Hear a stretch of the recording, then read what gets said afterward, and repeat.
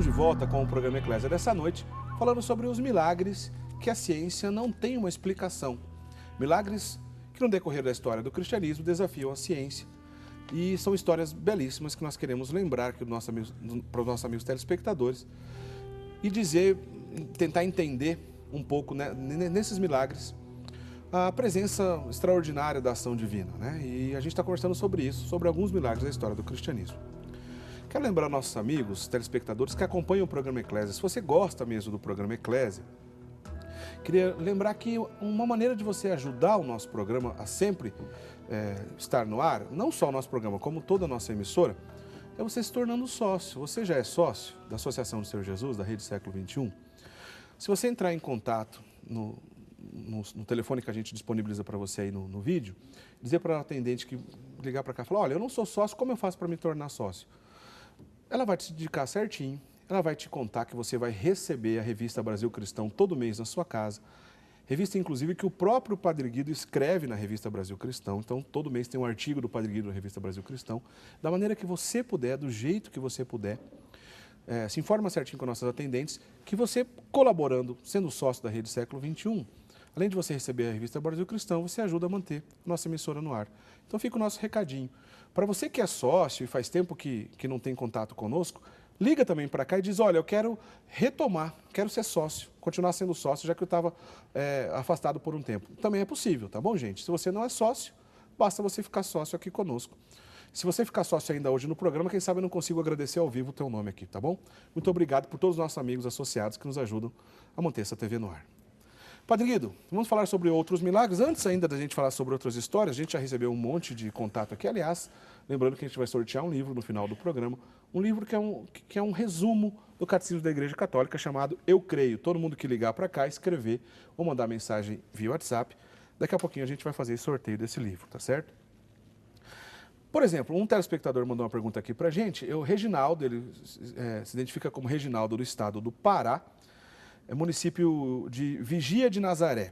Ele diz o seguinte, existe diferença entre milagre e sinal? Inclusive, o evangelista São João fala de sinais operados por Jesus como milagres. Né? Podemos dizer que é o sinal autêntico e prioritário da bondade e do poder de Deus. Isso sim que é o verdadeiro milagre, né? Quando há uma intervenção direta de Deus na vida de uma pessoa. Inclusive, aproveito para dizer para o nosso amigo Reginaldo que até na vida de Jesus estão registrados 36 milagres operados por Jesus, né?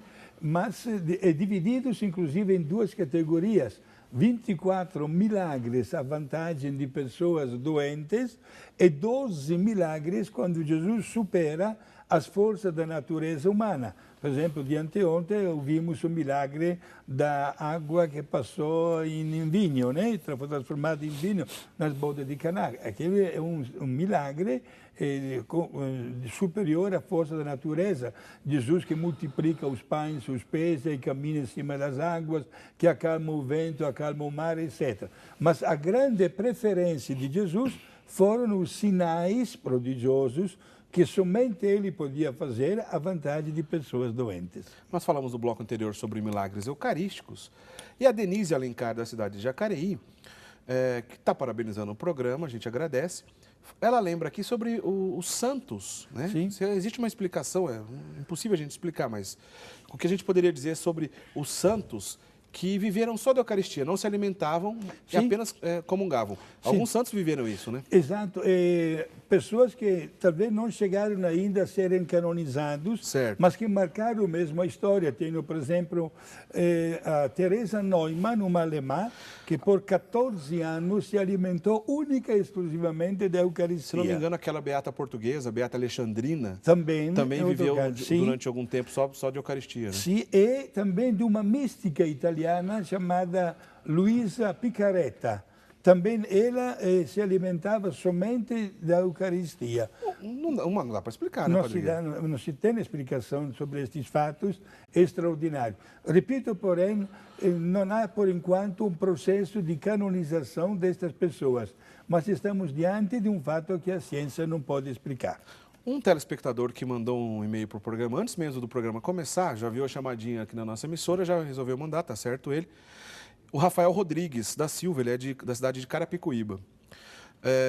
Ele está dizendo o seguinte: os anjos podem realizar os milagres? Ele lembra dos relatos bíblicos que envolvem anjos. E aí eu já emendo uma outra pergunta, para o senhor responder de uma vez, do nosso amigo João Foltrão, lá de Indaiatuba, que mandou um abraço aqui para a gente. Dizendo assim, olha, ele ouve falar que alguns protestantes atribuem o milagre somente a Jesus. Mas ouve falar entre os católicos que o milagre foi por intercessão de um santo. Se é possível, e na prática quem realiza o milagre é Jesus ou o santo? Ótima pergunta, respondo para os dois ao mesmo tempo. Quem opera qualquer milagre é Deus. Deus tem este grande poder. Deus se serve também dos santos, das santas, dos anjos. Os anjos também são criaturas de Deus. Portanto, nós invocamos também a presença dos santos, né? e dos anjos.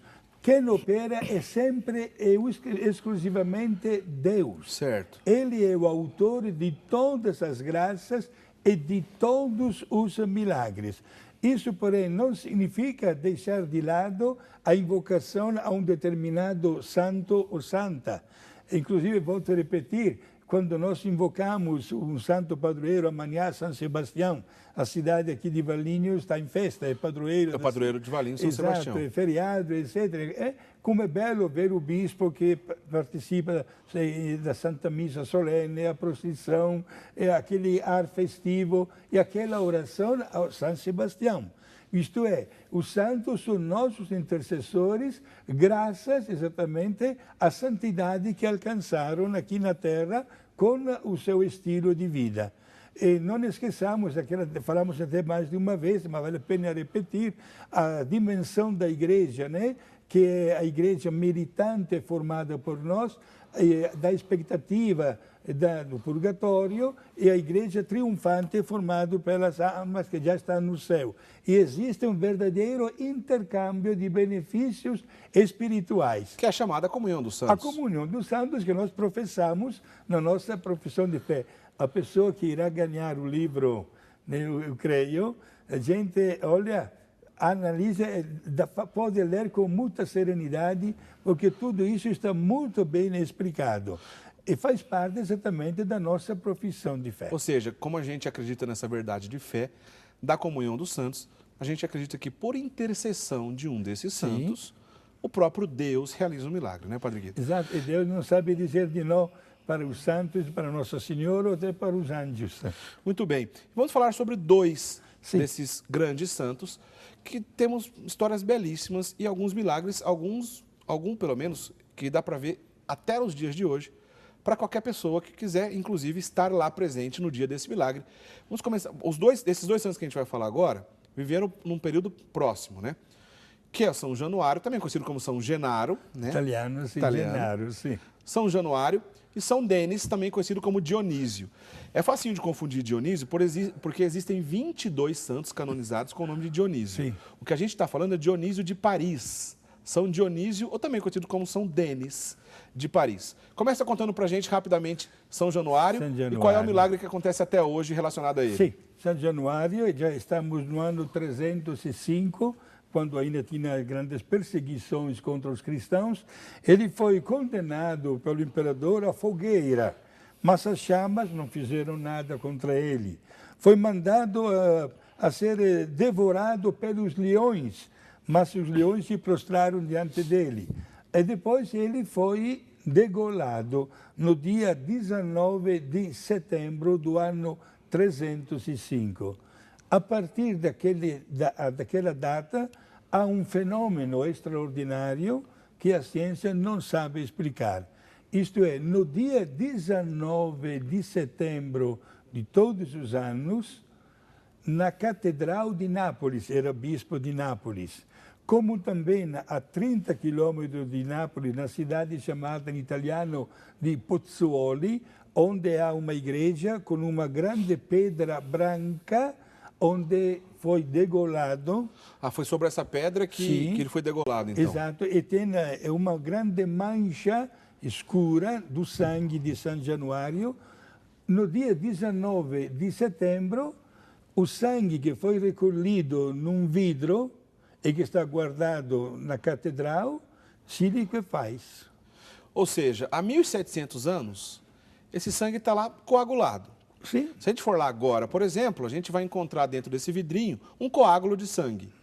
Mas no dia 19, ele se torna líquido. Líquido. No dia 19 de setembro. Todo dia 19 de setembro. Está aí primeiro uma imagem de São Genaro que a gente está lembrando, que foi bispo de Nápoles, como o senhor disse, né, Padre Guido? Exato. E o sangue se torna líquido, seja neste vidro que está guardado... Está aí a imagem do relicário, está aí. Sim, como também naquela pedra onde cortaram a cabeça. Aquela mancha escura fica de repente vermelha e de sangue líquido. Bom, todo ano, dia 19 de setembro, é um acontecimento lá na cidade. Pois a comunidade se reúne, geralmente o bispo está presente, Sim. Todo mundo esperando, porque já sabe que isso acontece há 1.700 anos. Gente, é muito tempo. Como é que um dia específico do ano, um coágulo de sangue, sem nenhum tipo de explicação razoável e lógica da nossa inteligência humana, ele se torna líquido, né? E interessante, Padre Guido, que tem outros dias durante o ano que já aconteceu dele se tornar líquido também. Dia 19 de setembro é o comum, Sim. Mas em outras datas relacionadas à vida do Santo São Januário, também já se tornou líquido em outras datas, Sim, né, Padre Guido? Exato, no dia 16 de dezembro, onde se lembra um episódio da cidade que foi salva de um grave perigo, certo. De uma invasão do inimigo. E também, gente, 2 vezes aconteceu um milagre fora do tempo, digamos assim, normal, quando o Papa Pio IX, Beato Pio IX e Papa Francisco, recentemente. Exato, recentemente quiseram olhar de perto este vidro com dentro o sangue. Inclusive, a gente está colocando a foto aí, ó, nesse exato momento que o senhor está dizendo. Sim. Isso aconteceu em 2 ocasiões na história desses 1.700 anos. Uma com o Papa Beato Pio IX, como a gente diz, Sim. que viveu lá no século XVIII. Não, desculpa, século XIX.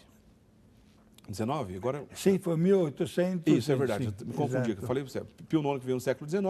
E o Papa Francisco, que recentemente, há pouco tempo atrás, pegou em suas mãos, como a gente está vendo aí na imagem, o relicário com o sangue de São Januário que estava coagulado. E no momento que o Papa estava com ele na mão, se tornou líquido ali na mão do Papa, na frente de todo mundo. Exato. E está aí, ó, o Papa Francisco venerando a relíquia, e o bispo mostrou e anunciou para todo mundo, olha, acabou de se tornar líquido numa data fora de costume, não era 19 de setembro. Exato, mas interessante que acontece nas mãos do Papa.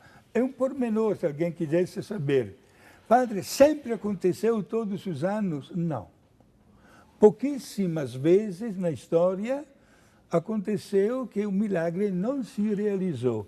E quando não se realiza o milagre, é sinal de alguma coisa muito grave que acontece. Ou seja, antes de uma catástrofe, por exemplo, Sim, o milagre não aconteceu. É mais que uma catástrofe. No caso prático, no começo das 2 guerras mundiais, Primeira e Segunda Guerra Mundial, não aconteceu o milagre da liquefação do sangue de San Januário. Olha só. É por isso, então, que principalmente os mais antigos da cidade ficam esperando para, inclusive, agradecer a Deus. Olha, graças a Deus deu tudo certo, aconteceu o milagre de São Januário, vamos para frente. E outro caso também que foi histórico, não aconteceu o milagre e poucos dias depois o vulcão que está ao lado da cidade, o Vesúvio, teve uma erupção fora do comum que criou muito prejuízo para a cidade. Da mesma maneira que falamos sobre o milagre de Lanciano, esse milagre de São Januário está muito bem documentado, muitos vídeos, muitas fotos, você pode procurar na internet. Qualquer coisa sobre milagre de São Januário e você vai mesmo ter muita fonte para você pesquisar. E o nosso outro personagem, São Dionísio, Padre Guido, também conhecido como São Denis de Paris. Deixamos a cidade de Nápoles, na Itália, e vamos com a nossa fantasia em Paris.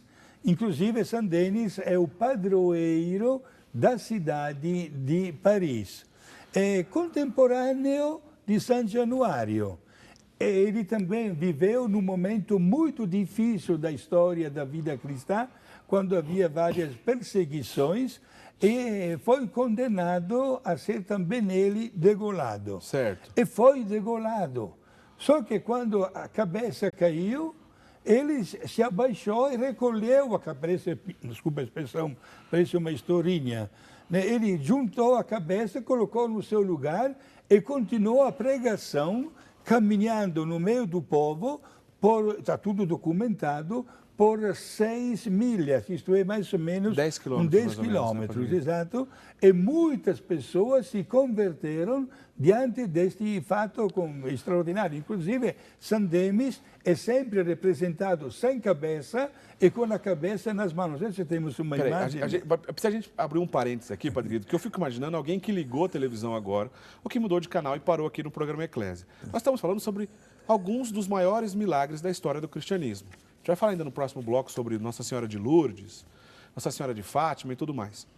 Mas a pessoa pode dizer assim, olha, eles estão contando a história de um santo que teve a cabeça degolada, que recolheu a cabeça e saiu andando por cerca de 6 milhas, 10 quilômetros, pregando o evangelho. Olha, a gente está diante de um fato extraordinário, a gente não vê isso todo dia em qualquer esquina, né?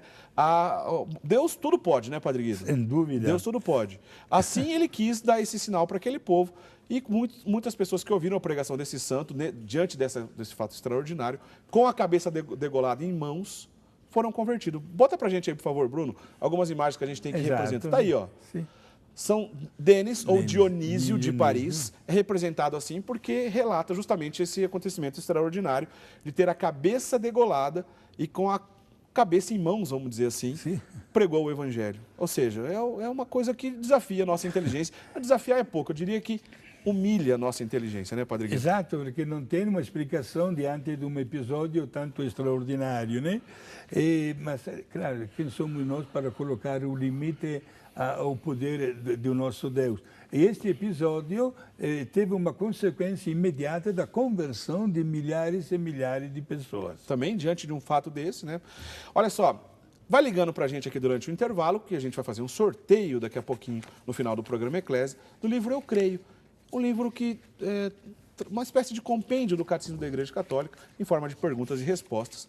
Daqui a pouquinho, no fim do programa, a gente vai sortear esse livro, porque a gente vai para o intervalo agora. Na sequência, a gente vai entrar, vamos conversar sobre alguns milagres relacionados a Nossa Senhora, tá bom? Algumas histórias belíssimas relacionadas aos milagres que Deus operou através da intercessão da Mãe de Jesus, tá bom? A gente vai para o intervalo, já já a gente volta, não sai daí, até já.